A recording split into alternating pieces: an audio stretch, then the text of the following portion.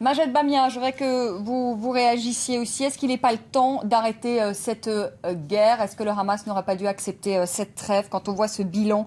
Plus de 530 Palestiniens tués, dont 4 enfants qui ont été tués encore ce lundi. 530 Palestiniens tués, dont 100 enfants. Voilà la menace terroriste dont parle Israël. 100 enfants assassinés. 9/10 des victimes sont des civils palestiniens. Des familles entières décimées de nouveau. On a 17 membres, 10 membres, 4 membres de la même famille. Et donc, nous demandons la réciproque. Si Israël considère que les tunnels sont une menace pour sa sécurité, nous considérons que les F-16 israéliens, les chars israéliens, la marine israélienne, les armes israéliennes sont une menace contre notre sécurité qui a permis à Israël de commettre ces crimes de guerre.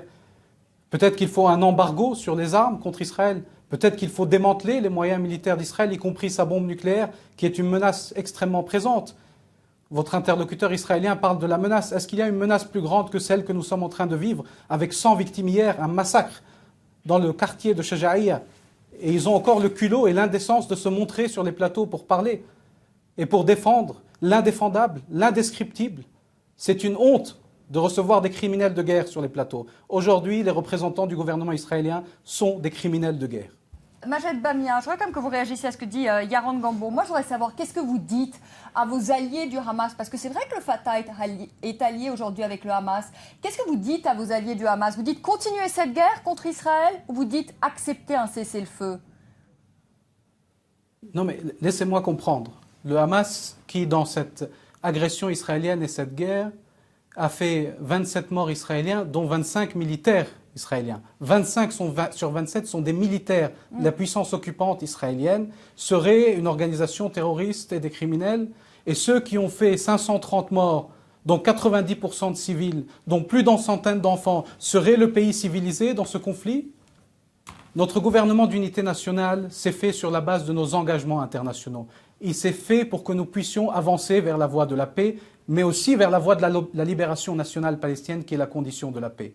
Sur quelle base est faite la coalition israélienne actuelle d'extrême droite? Est-ce qu'elle n'est pas faite sur la base de l'occupation et de la colonisation? Comment allons-nous ramener le Hamas vers des positions politiques plus modérées si en 10 ans de présidence de Mahmoud Abbas, ce gouvernement israélien a construit plus de 100 000 colonies sur nos terres? Comment allons-nous les ramener alors que cette puissance occupante israélienne détient en otage 6 000 prisonniers palestiniens? Comment nous allons convaincre notre peuple que le gouvernement israélien actuel est un partenaire pour la paix et non une puissance occupante et un gouvernement d'apartheid, quand ce gouvernement d'apartheid continue la construction du mur, fait des incursions dans nos villes, en Cisjordanie même, continue à tuer des Palestiniens et des enfants? Qu'est-ce que nous allons leur dire aujourd'hui aux Palestiniens, nous qui avons défendu ce projet de la paix et ce projet de la libération par les voies politiques et pacifiques? Majed Bamia, vous ne répondez pas à ma question. Qu'est-ce que vous dites aujourd'hui à vos alliés du Hamas? Vous leur dites, on vous soutient. Je vous demande, qu'est-ce que vous voulez que je leur dise? Mais vous discutez avec eux, qu'est-ce que vous leur dites? 7 ans de blocus sur la bande de Gaza, une agression israélienne et des bombes qui tombent sur nos civils, qu'est-ce qu'on va leur dire? Déposer les armes et laissez-les les bombarder, c'est ça le discours politique que nous devons porter? Nous sommes en train de tenter d'arriver à une fin de l'agression, à une levée des sièges par les voies politiques. Que la communauté internationale nous aide, et nous aurons alors quelque chose à dire au Hamas. Que la communauté internationale nous aide à mettre fin à l'occupation par les voies politiques et pacifiques. Et à ce moment-là, nous aurons quelque chose à dire au Hamas.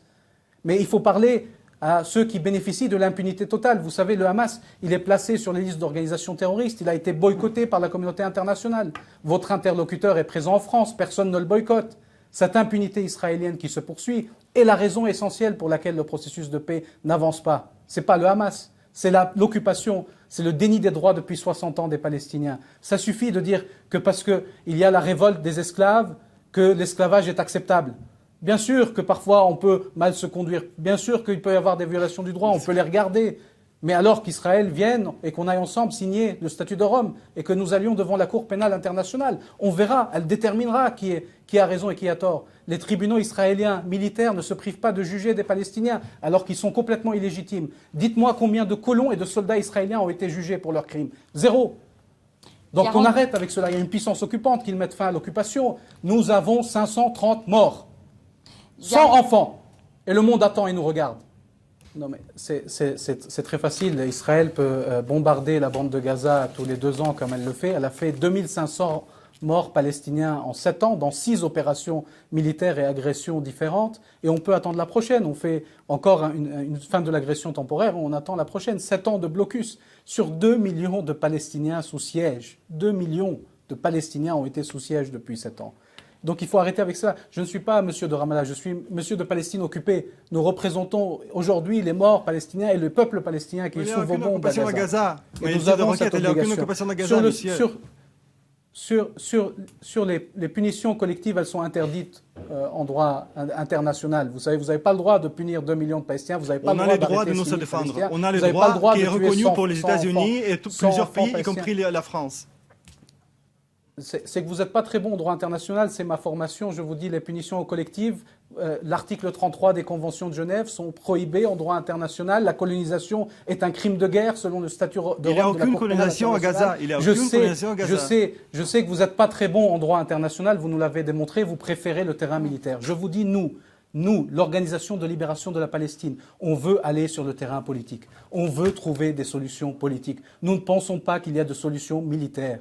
Mais la puissance occupante use de la force. Vous savez, quand le gouvernement de l'apartheid a voulu mettre fin à l'apartheid et trouver une solution pacifique, il a déclaré qu'il voulait mettre fin à l'apartheid et il a libéré les prisonniers. Libérez nos prisonniers, mettez fin à l'occupation, dites que vous êtes prêts à mettre fin à la colonisation de nos terres et on pourra faire la paix. Mais ce gouvernement israélien est un gouvernement d'oppression et d'occupation. Arrêtez de nous faire tuer vos enfants.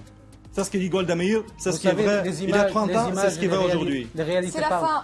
Les réalités parlent. S'il y a des centaines de milliers de personnes dans la rue pour soutenir la cause palestinienne, c'est parce qu'ils voient que c'est vous les meurtriers aujourd'hui. C'est à cause d'antisémitisme. Et je vous le dis, allez signer le statut de Rome et on verra qui sera jugé pour crime de guerre et qui poursuit l'occupation. Merci, vous rentrez chez vous tranquillement. Nous, on n'est pas tranquille sous cette occupation israélienne. Merci, Majed Bamia, en direct de Ramallah. Nous avons 530 morts, 100 enfants. Et le monde attend et nous regarde.